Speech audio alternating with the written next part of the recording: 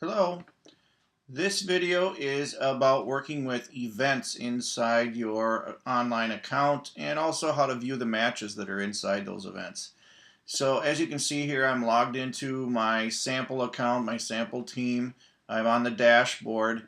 So if I want to go look at individual events, dual meets or tournaments, etc., inside my scorebooks, what I would do is go to my scorebook library. So you can see here on the left where it says scorebook library, click there. And now once you're in the scorebook library, you have access to all of the scorebooks from every year that you've used Matchmaker as well as every level. So just like having paper scorebooks, you're going to have an A squad scorebook or a B squad scorebook or even a C squad scorebook for those years. So here's where you can add, edit, delete events, open events, those kinds of things. It's all inside your scorebook library. So first thing you're going to do is in the purple box here, choose which year you want to look at. So since nothing has happened in 2014, 2015 yet, I'm going to scroll down and choose 2013, 2014 so I can show you some data inside a scorebook. We'll leave the level as our A squad scorebook, and then I go over here to the right side and click this green button that says update table. Now as you can see, when I scroll down to the table, I now have a list of all the events that this team participated in last season. Some were tournaments, some were dual meets, the dates. You can even see scores on the dual meets and whether it was a win or a loss. So if I want to change information about the event, for instance, let's say something is misspelled or I want to retype something, what I would do is click this edit button over here. So let's say this match with Bloomington Kennedy, I misspelled something. I can just click edit and the table now goes into edit mode, and I can change the date, I can change the type of event, spelling of the team, so on and so forth. So let's just say that the date should have been on the 19th instead of the 18th. So I click there, change the date, and you can see the format here. It's year, then month, then day. Then when I'm done, just click save, or if I decide I don't want to save the changes, I can hit this cancel button right here, but we'll just save it. So now the dual meet with Bloomington Kennedy was on December 19th instead of what it said before.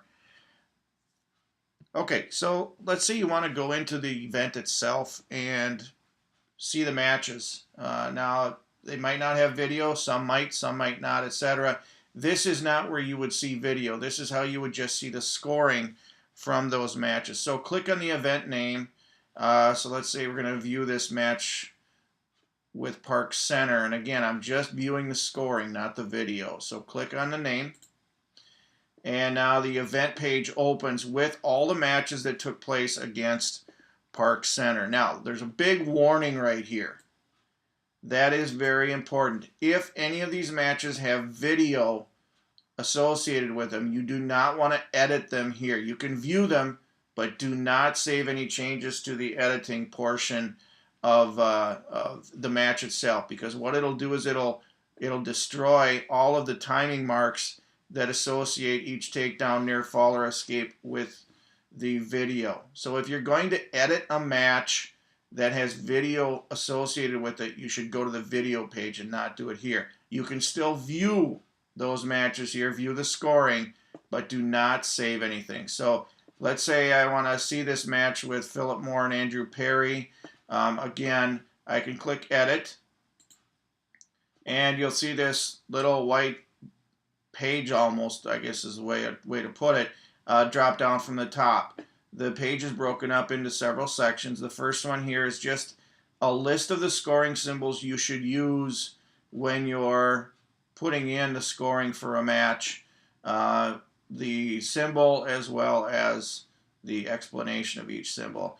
Then you have a red wrestler or a green wrestler. Now, your wrestler, our wrestler, I guess for this team, is always going to be the top guy. You can change the name of the wrestler in the match. You can change his weight class over here. Here's where you would enter the scoring. The score is automatically updated. You could put in a fall time here if you want. This is where you would choose the period. So if I go to here, period 2, period 3, period 1, you can see where the scoring symbols either appear or disappear depending on which period I choose. The opponent, fill in his information, and again, this would have been done in the app itself. So these are matches that have already been recorded or scored using our MatchSide stats entry software.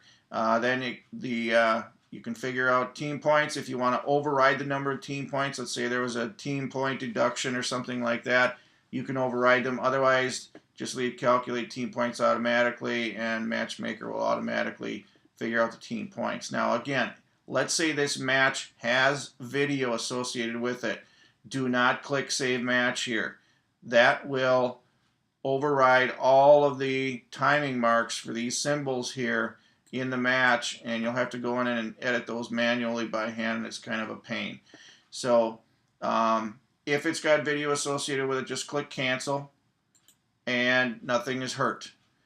If it did not have video associated with it, you can edit this all you want. So let's say that Philip also should have gotten a penalty point in the second period. I can go in and add a penalty point, and you can see the score updated here. And if I go back, click period 1, you can see those old symbols and now the new one that I put in here for Philip. And if I click Save Match, that will update the database. Now again, you'll get one more last chance to cancel out of here if there was video associated with it. Just want to make sure that it's okay. And even though it's going to destroy those marks, that's okay. This is our sample account, so it's not a big deal. So I'm going to click OK. But again, if you have video associated with a match, this is not the place to be editing anything. You can view scoring here, but make sure you click Cancel to not ruin anything. Otherwise, click OK. And now you can see the match with Andrew Perry. The result has been updated to 9-2, and team points now have changed to 3 instead of 4.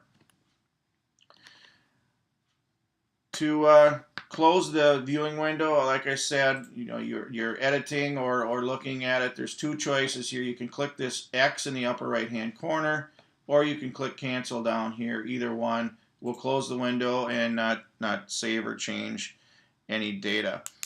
You can also add new matches to an event. So let's say you went back after the meet was over and maybe the managers missed a match and you need to add the data and the scoring to that. You would click this green button that says Add New Match. That's a topic for another video, so look for that on our support page.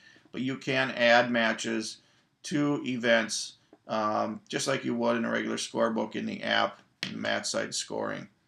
So that's it for working with events. Hopefully that has helped. If you have other questions, feel free to email us using our contact page on the website. Thanks for watching.